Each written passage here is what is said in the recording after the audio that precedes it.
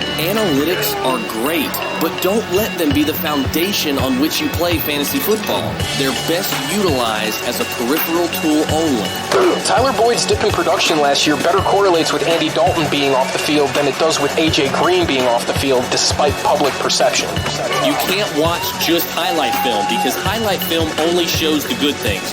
Watch the player's actual game tape because you see the good and the bad. In 7 games in 2018, where all 3 starting Rams receivers were healthy, Brandon Cooks led the trio in targets, receptions, receiving yards, and total PPR points by a considerable margin. It's a beautiful day for football, as always. Hey, what's going on, guys? I'm Chris McConnell, host of the RotoBros Fantasy Football Podcast. Welcome in. You are listening to the very first edition, the very first episode ever of the RotoBros Dynasty/NFL Draft Podcast. So congratulations to you. You get to hear this the first time ever. You've listened for all this time. You've heard the Big Boy podcast, we'll call it, that Mark and I release every week. And hopefully you've enjoyed that. But this is something that we're going to do every, pretty much every week, maybe even multiple times a week sometimes. During this offseason is the Dynasty NFL Draft Podcast. You know, during the season, Mark kind of gave you that bonus episode every week of his DFS podcast. Well, this time it's my turn. The offseason is my world here on the RotoBros Podcast. And so you guys are going to get Dynasty football talk. We're going to have Mark on for some Dynasty talk. We'll have producer man Joe Pollock on, Murphy Hamilton on. We'll have a bunch of the friends of the RotoBros on as well from other podcasts, other shows, other outlets as well throughout the offseason. Sometimes it'll just be me. But in addition to that, in addition to Dynasty geared shows, you're also going to get scouting briefs. And that's what this one is. So the very first one, we are right around the corner from the Senior Bowl, and so the Senior Bowl is creeping up, and that's really the unofficial kickoff of NFL draft season. So we're going to do one prospect every episode. We'll do a prospect, and I'm going to try to do this every single week for you guys. So I'll try to be as consistent with that as possible. And so essentially, what this is this is just me jotting down a lot of notes about specific players at every position. We're going to try to get through as many players this offseason or until April, until the draft. We're going to try to get through as many players at every position as possible and try to get you guys as well prepared for draft season. And not only that, but your rookie drafts as well in Dynasty. So we definitely want you guys to be prepared for that. And that's really what this is all about.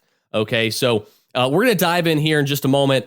So the first prospect here that we want to look at is, I figured what better way to start than a guy from right around where I live, right? I'm in Georgia, so why not start with a guy from UGA? DAndre Swift, the talented running back for the University of Georgia. DAndre Swift has been a mainstay in that backfield for a while. You guys know that. He's been a talented running back for several years now in that backfield for the Bulldogs. One of the interesting things is that, last year, obviously, he was splitting a lot of the carries with Elijah Holyfield, who I loved coming out of the draft. A lot of you guys know that. Unfortunately, Elijah in the NFL so far, he hasn't really gotten his chance. Hopefully that'll come at some point, but he's very talented. But this is not about Elijah. This is about DAndre. So DAndre in 2018 was splitting a lot of the workload with Elijah. Elijah was actually even the starter in a lot of games in 2018. So keep that in mind as well. Some of the damage that DAndre Swift has done in his career is as a backup. Now, 2019, obviously, he was the clear-cut starter, but that wasn't the case his entire career at Georgia. And a lot of people don't realize that. So this is a guy that has really had a pretty successful career for Georgia. He's one of the big reasons why they have been so successful the last several years, and why they got into the playoff last year and even got to the national championship game a couple years ago as well. So DAndre Swift has been a big part of that Georgia. And if you know anything about UGA, because I know not everybody listening is in the Southeast, you don't know anything about Georgia. They love to run the football. They love to run this pro style smash mouth offense, and I actually love that offense. But we're starting to see sort of the tides turn in college. So that may not always be the case in college football. We're starting to see it kind of move toward, some more, read option spread options in spread offenses in college as well. So Georgia hadn't gotten there yet. We'll see what happens there moving forward. But DAndre Swift has been part of this dynamic Georgia offense. He has been their best player. He's been their best player really the entire time that he has been at UGA. So a little bit about DAndre Swift. A lot of people are expecting, in fantasy drafts, obviously, are expecting to draft DAndre Swift in the first round, right? You're expecting fully to spend a first round pick on him in your dynasty rookie drafts. Will he go in the first round in the NFL? Who knows? It's very, very possible. And some would also say likely. But again, this is a very top-heavy, talented running back class. You've got J.K. Dobbins, Jonathan Taylor, DAndre Swift, Travis Etienne, Cam Akers, Zach Moss from Utah. There's Chuba Hubbard is another one, Najee Harris. Like, you could just go on and on, it seems like. So this is a very deep running back class with a ton of quality. But DAndre Swift is arguably at the top of that list. Now, I'm not going to rank these guys. I'm not going to give you my rankings yet because I haven't started ranking these players, right? I'm just starting the film watching. I just got done with my film sessions on DAndre Swift. So I have my notes on DAndre Swift, but I'm not going to be ranking these players, these positions, obviously, until I've watched all of Jonathan Taylor and J.K. Dobbins and Travis Etienne and so on. So I'm not going to rank these guys just yet. Those will come, in the coming weeks and things of that nature. And we'll discuss rankings and all that kind of stuff. But DAndre Swift, 5'9", 215 pounds. He's got rock solid size. He's got a very thick lower half. But he is an incredible athlete, guys. He is an excellent athlete. He has some fantastic moves. Swift is on tape, you can tell, like, he is a stronger runner than I think what a lot of people give him credit for. And he's very fast. Now, the top end speed, the breakaway speed, the Tyreek Hill sort of speed, if you will, that's not there. Okay. He doesn't have that top end breakaway speed. He's not going to be running for a bunch of 70, 80 yard touchdowns, even 50 or 60 yard touchdowns. Okay. But he will break some of those runs off here and there. His short area speed and his short area acceleration leaves nothing to be desired. Like, that is, when I think about like last year's draft, comparing that to somebody in last year's draft, that particular trait, his short area burst and acceleration, short area speed, and his short area quickness and his re-acceleration after he makes those these moves to avoid defenders reminds me a ton of Devin Singletary. Now, obviously, he's a faster player than Devin Singletary. He's going to run a much faster 40 than Devin Singletary, right? But on the field, that's exactly what you see. One of the things that Devin Singletary had zero questions about was his re-acceleration, his ability to change his change of direction ability, how dangerous and sharp his cuts were, and that's kind of pretty much the same thing with DAndre Swift. DAndre Swift gives you that same element. He is absolutely unreal in the open field. He's a mismatch for a lot of linebackers and a lot of nickel corners as well. So you're going to see him coming out of the backfield, running some routes and everything. He's not going to be Christian McCaffrey, but he is a more than adequate pass catcher. And like I said, when his number's called upon, he's very solid and he's great in the open field. And he's a mismatch for a lot of guys on defense. He has some very smooth moves, some of the loosest hips that I have seen in a running back in a few years. I mean, you can watch it. You can go to YouTube. What's interesting is you can go to YouTube and you can actually slow down the speed and you can watch his tape. And now it is important, guys. One of the things I want to stress real quick: do not watch just highlight film. Okay, please. Because what happens, I understand, when you watch film on a player, watching highlight film is very exciting, okay? But the thing you have to understand is that while it's exciting and it's faster and you have a better time watching it, it may not be as boring to a lot of people. The thing you have to understand is highlight film's always going to show the good things. It's always going to show the positives. You are never going to watch highlight film and see a guy and his fumbling issues that he may or may not have. You're not going to see how well he is in blitz pickup and pass pro, okay? You're not going to see if he has trouble dropping passes. Highlight film is highlights. It's not lowlights, right? So it's very, very important that you remember this if you decide to do your own scouting.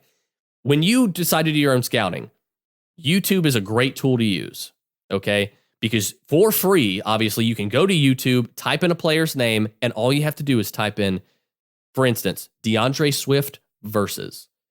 And what that'll typically do, especially with some of the bigger known players, what that will do is that will pull up several points of tape, every single snap that player takes against a specific opponent. So you go to YouTube right now, you type in DAndre Swift versus, you're going to find DAndre Swift versus Alabama, DAndre Swift versus Notre Dame, 2019, DAndre Swift versus Arkansas State, 2019. You're going to be able to see every snap that particular player makes, whether they touch the ball or not, whether they are targeted or not. You're going to be able to see every single snap. A lot of times you're not going to see every single game from the 2019 schedule, but you don't really need to watch every single game from a player schedule to get us to have a sense of the type of player they are. Watch 3 or 4 of the tapes that are available to you. And then you can kind of get a better sense of, okay, he does this well, he doesn't do that well, he struggles here, he struggles there. These are things that you always want to look for. You're not going to find those in highlight film. So you are doing yourself a disservice if you watch just highlight film. And if you are truly trying to be an unbiased and very fair to yourself sort of analyst, to break this down, you need to not just watch highlight film. Highlight film's fine to watch. You can watch that. That's fine. No one's saying you can't. But don't make that the only film that you view from a player, especially if you are unfamiliar with the player. I've seen a lot of DAndre Swift. Okay, I didn't even need to really dive into his tape. I live in Georgia. I watch almost every single UGA game. Okay, I've seen plenty of DAndre Swift. But for a guy like Jonathan Taylor, I'm not watching every single Wisconsin game. So I'm not going to go on YouTube and watch just his highlight film. I want to know what he does good, but I also want to know what he does bad, what he needs to work on. Okay, because in our dynasty leagues, guys, we're going to be spending draft picks. We're going to be trading away quality players to move up in the draft to select these players. So why would you not want to know what players do good, what players do well and don't do well? So that was just a quick thing. I wanted to kind of get that out there. I'll mention that all offseason long. It'll be like a broken record, I promise you. But getting back to DAndre Swift, so like I said, some of the loosest hips I've seen in a running back in quite a few years. You could put on his tape and you can just put it in slow motion on YouTube. You can change the speed of the tape and how fast it runs. Slow down the tape and you can just see, like, he just has an ability to contort his hips, contort his body while he runs, which allows him to elude defenders, and it's really something to see. He is a true X factor with game-breaking ability. You give DAndre Swift a crease, he's going to rip it wide open.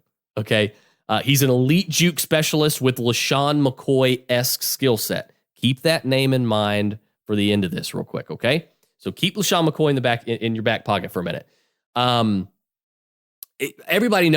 Most people know about the patented dead leg move from DAndre Swift, and it is a dead leg because when you watch him do it, you almost pass out. It is that impressive, and you can tell he just puts defenders on skates. It's like you're watching Iverson in the NBA,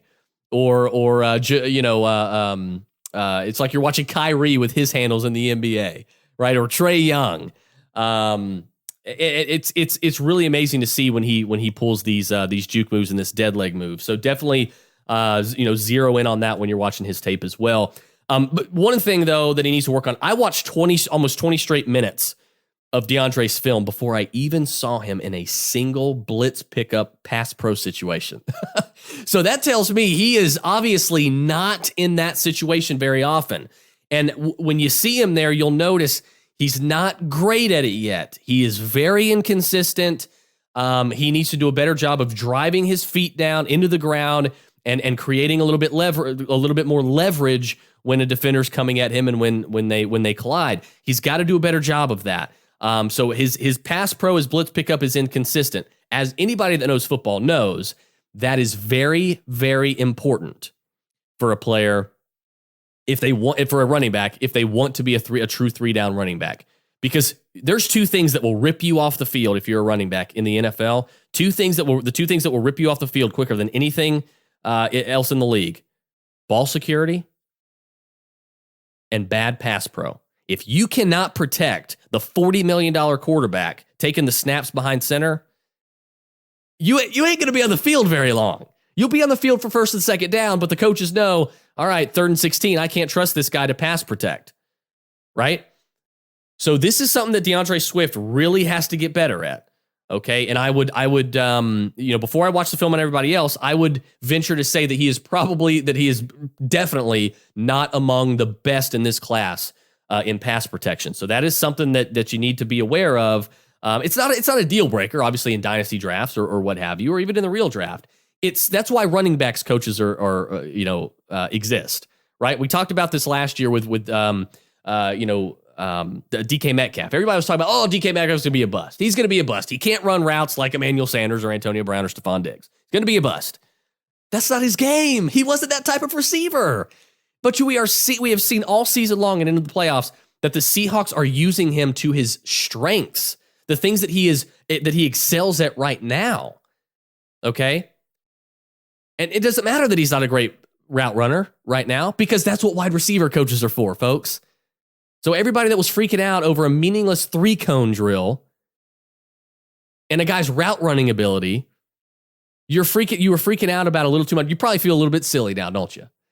It's kind of the same thing for DAndre Swift, though pass blocking and blitz pickup is a lot more important for a running back than obviously a wide receiver, or than route running would be for a wide receiver. Because you can have a talented wide receiver that can only run 3 routes, but as long as you put him in situations and use him in ways that he can excel, he's going to be fine, right? And we're seeing that exact thing with DK Metcalf. We've seen it with Demaryius Thomas. We saw it with actually Calvin Johnson. Calvin Johnson wasn't a great route runner. I'm kind of getting a little bit off base here with DAndre. So back to DAndre again. He's going to have to fix the pass pro, the blitz pickup. That's his biggest red flag, the biggest one. There are a little bit of ball security concerns as well. He put the ball on the ground twice. I think he lost 1 fumble per CBS Sports. So it's not super alarming, but it's obviously something that you want to monitor. But again, these are 2 things: blitz pickup and ball security. They are not irreparable. Okay, you can fix these things. But those are the 2 biggest red flags for him. I wouldn't even call his ball security a red flag. That just seems way too severe and critical. It's not really a red flag. It's just something to watch. But yeah, the blitz pickup is definitely a red flag. He needs to get better and he needs to be more consistent in that situation. And like I said, it would go a long way in solidifying his spot as a true 3-down workhorse in the NFL. Look, DAndre Swift, though, he possesses solid vision and decision making. And look, Elijah Holyfield, we talked about him a minute ago. He's in the NFL now. Swift was able to take on more carries and have more yards than he did in 2018. Touchdowns went down a tick a little bit because they were still in like a 3-4 man rotation back there in that UGA backfield. But Swift had 7 touchdowns compared to last year's 10. So we've seen him against the best competition in the country. We've seen him do great against Alabama. We've seen him do great against Notre Dame this past year. Auburn, LSU. He has really solid games against these great defenses. And again, these are some of the best defenses in unquestionably the best conference against the best competition in America in college. So you got to keep that in mind as well. The guy is uber talented, and he's really got a lot running. He's a very, very pure runner. So again, his ability to reaccelerate without issue after change of direction leaves nothing to be desired. And like I said, his short area burst may actually be unrivaled in this class. So that's obviously another thing he has working for him. Another sort of negative that I think people need to keep an eye on is he's seemingly always dealing with an injury. Now, he's not missing a lot of games, okay? He seemingly is always dealing with an injury, so that will be a red flag for a lot of people in the NFL.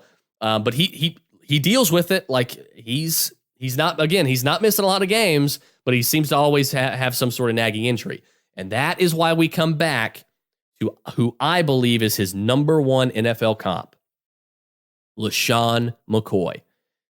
They are very similar in build, very similar in size. Their measurables are virtually identical. Okay.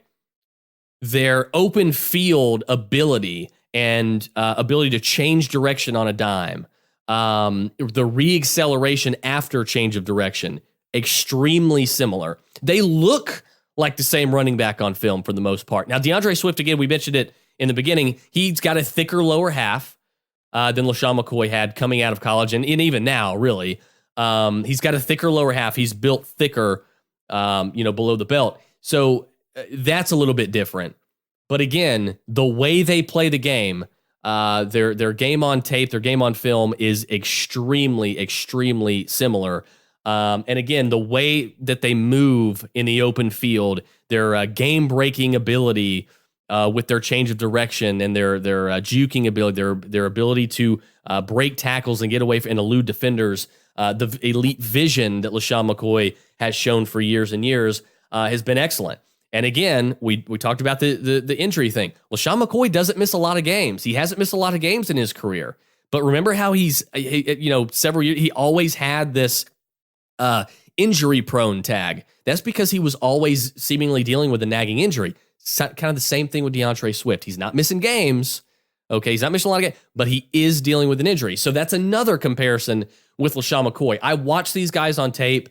I just did it 15 minutes ago downstairs. Well, I guess 20, 30 minutes ago downstairs. And I put LeSean McCoy's film side by side, DAndre Swift's film right beside it. Hit play on both of them, and you can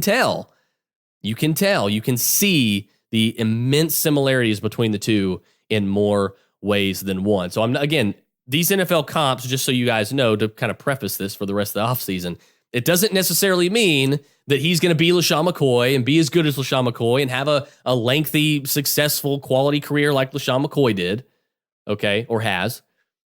But it just means that on tape, they look identical. Their builds are very similar. The way they play the game is very similar. And then other things, regardless of outside of the game itself, like the injury history or the nagging injury history, is also similar. One thing where they're not similar is the way they hold the football. Everybody for years we have complained about the way LeSean McCoy holds it like a loaf of bread.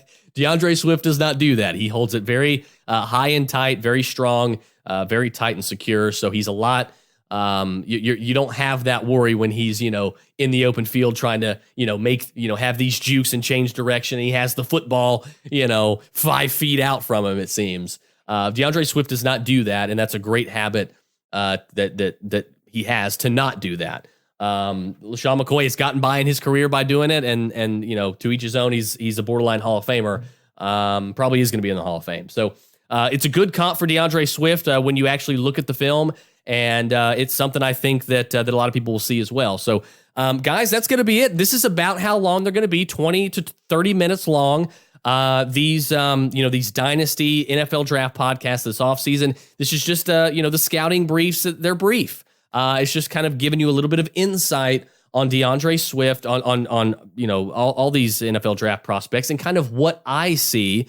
And you can kind of listen to this, take what I see, and apply it to what you see, okay? And if there's ever any questions, you can always ask me as well. But again, this is definitely something I think a lot of people will enjoy, especially Dynasty players. So I kind of want to get this first one out there early. Again, the rankings will not come until I've, sort of completed all the tape for each of the players at each position, and then I'll start ranking them and that sort of thing. But these scouting briefs will kind of give you a little bit of an insight into kind of what I'm seeing and sort of the things that I've noticed when I watch the game tape of these players. So, guys, thank you so much for hanging out. Again, you can find me if you want to follow me on Twitter. You can follow me at Mind of McConnell. You can also jump on Facebook and search for FSA Fantasy. That's going to pull up the group FSA Fantasy Sports Advice and Analysis, the largest, most active fantasy sports community on the planet. You can find a lot of my stuff there as well. So Twitter, FSA, definitely check it out. You will not regret it. Guys, again, I really appreciate it. Thank you so much. We will be back. I'll be back next week at least for another prospect as well. It might be a running back. It might be a quarterback, might be a wide receiver. Who knows? So we'll kind of cross that bridge when we get there. But you guys will have the full litter of all these prospects or at least most of them this offseason. So hopefully this is valuable to you guys. Hopefully I kind of helped you learn a little bit more about the player, and hopefully it helps you guys out in your fantasy drafts, in your dynasty drafts for your rookie drafts as well. So guys, thank you so much again for listening. We will talk to you guys later. And hey, as always, keep balling, baby.